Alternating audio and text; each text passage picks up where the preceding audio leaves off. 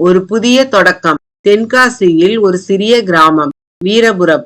இந்த கிராமம் தனது பாரம்பரியத்திற்காக புகழ் பெற்றது. அங்கே உள்ள தனம் மற்றும் அவர்களுடைய நண்பர்கள் நாட்டியத்தை, குத்துவிளக்கை தூணாக வைத்த கோலாட்டம், கரகாட்டம் போன்ற பாரம்பரிய நடனங்கள் முழுமையாக கற்றுக்கொண்ட சிறப்பான கலைஞர்கள். ஆனால் நகரத்தில் இருந்த பார்வையாளர்கள் ஆர்வம் காட்டாததால் அவர்கள் நடனத்திற்கு உரிய மதிப்பையும் ஆதரவையும் இழந்துவிட்டனர். தனம் மற்றும் குழுவினர் தங்கள் நடனத்தை கைவிட எண்ணியதுமே புத்தாண்டு தினம் வந்தது. அந்த நாளில் கிராமத்து பெரியவர் பச்சையம்மாள் பாட்டி தனத்திடம் பேசினாள்.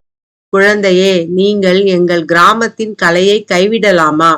உங்களுக்கு ஒன்று சொல்லட்டா? புத்தாண்டு என்றால் ஒரு புதிய முயற்சிக்கு சரியான நாள். உங்கள் நடனத்திற்கு புதிய வழியை தேடுங்கள். அந்த வார்த்தைகள் தனத்திற்கு தாக்கத்தை ஏற்படுத்தியது.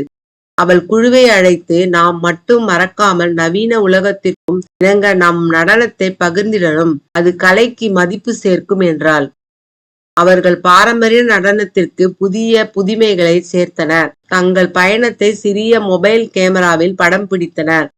அவர்கள் கிராம பக்கங்களிலேயே வீடியோவை பதிவேற்றனர். முதலில் சில நாட்கள் பார்வையாளர்கள் குறைவாக இருந்தது.